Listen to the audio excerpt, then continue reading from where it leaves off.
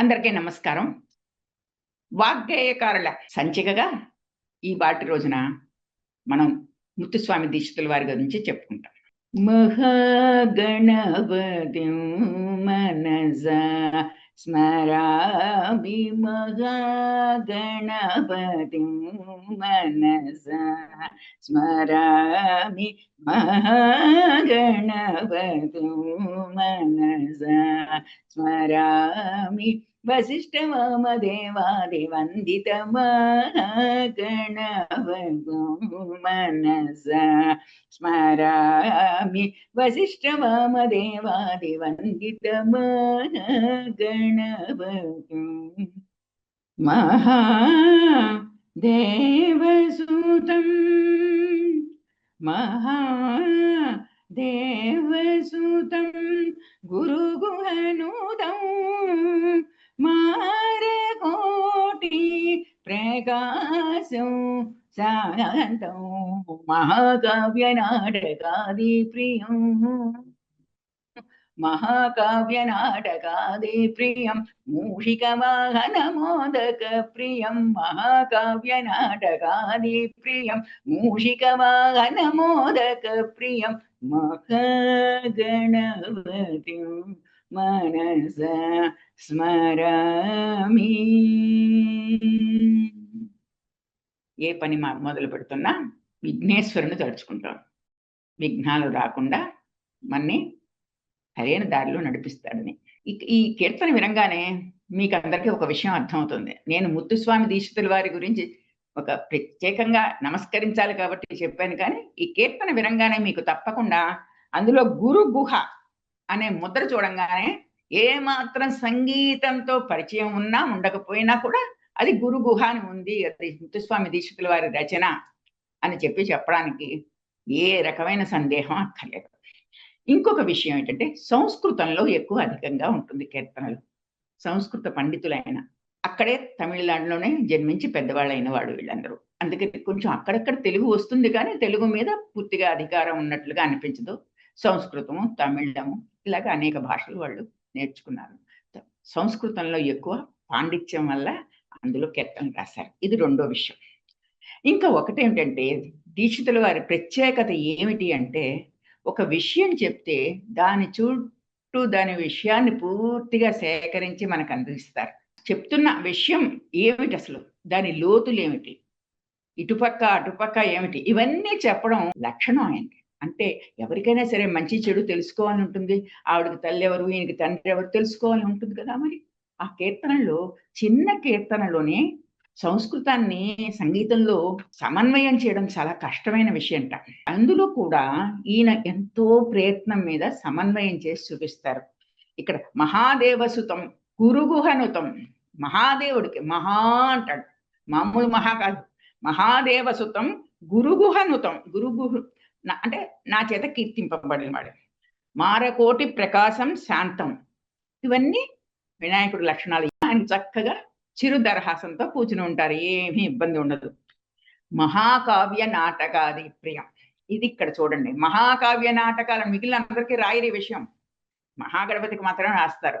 ఎందుకని మీకు ఇప్పటికి ఆలోచన వచ్చే ఉంటుంది. మహాకావ్యాలు వ్యాస మహర్షి నేను చెప్తాను నువ్వు రాయి అన్నాడు.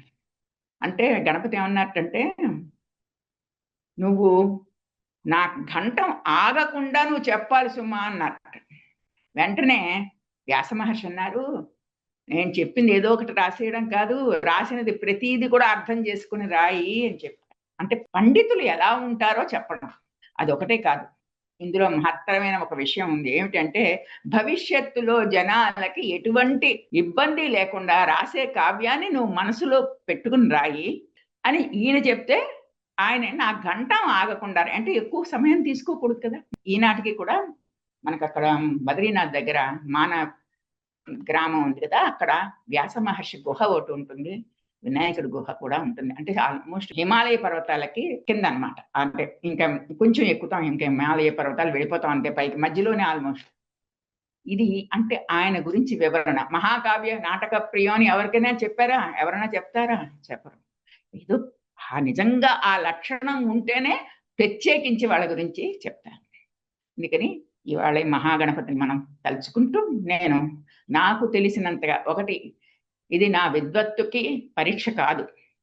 నేను సంగీతంలో పెద్దగా కృషి చేసిన దాన్ని కూడా కాదు. సవినయంగా చెప్పుకుంటున్నాను. ఏదో నాకు తెలిసిన 4 మాటలు మీకు చెప్పుకోవాలి అన్న ఆలోచనతోటి పరీక్షలో ఎలా రాస్తామో అలాగే నేను మీకు చెప్తున్నాను. ఇంతకన్నా నాకు పెద్ద పాండిత్యం ఉందని చెప్పేసి మీరెవరు భావించకండి. తప్పొప్పులుంటే నన్ను క్షమించండి. పురంధరదాసు గురించి చెప్పుకున్నాం. అన్నమాచార్య గురించి చెప్పుకున్నాం. రామదాసు గురించి చెప్పుకున్నాం. శ్యామశాస్త్రి గురించి చెప్పుకున్నాం. ఒక్కొక్కళ్ళది ఒక్కొక్క చరిత్ర. పురంధరదాసుది ఒక రకంగా, అన్నమాచార్యది చుట్టూ ఉన్న 7 కొండల మీద అనేక విషయాల మీద ఆయన చర్చించాడు. రామదాసు కథంతా భద్రాచల దేవాలయం చుట్టూనే. అంటే ఆయన మంచి చెడ్డ అన్ని కూడా అవన్నీ మనం ఆ భద్రాచలం చుట్టూనే తిరిగి, ఆ ముఖ్యంగా ఆనాటి ముస్లిం రాజుల పరిపాలనా కాలం, వాళ్ళ ఇబ్బందులు, వీళ్ళు పడిన ఇబ్బందులు, వాళ్ళు పడిన ఇబ్బందులు, ఇవన్నీ కూడా ఆయన రచనల్లో మనకు తెలుస్తాయి. అంటే ఎవరైనా సరే భద్రాచలం చరిత్ర తెలుసుకోవాలనుకున్నా, లేకపోతే ముస్లిం రాజుల చరిత్ర తెలుసుకోవాలనుకున్నా, రామదాసు అందులో తప్పకుండా వచ్చి తీరుతాడు. అంటే అంత చరిత్రలో అంత భాగం అయిపోయారు వాళ్ళు. శ్యామశాస్త్రి గురించి మనం చెప్పుకున్నాం. శ్యామశాస్త్రి వాళ్ళ కుటుంబం గురించి మనం చెప్పుకున్నప్పుడు ఏమనిపించింది? 200 సంవత్సరాలు ఒక అమ్మవారిని చేతుల్లో మోసుకుంటూ పల్లకీలో కూర్చోబెట్టుకుని అందరు భయపడుతూ నిమిషం నిమిషం గండంలా భావిస్తూ వాళ్ళు 200 సంవత్సరాలు మోసుకుని వచ్చారు.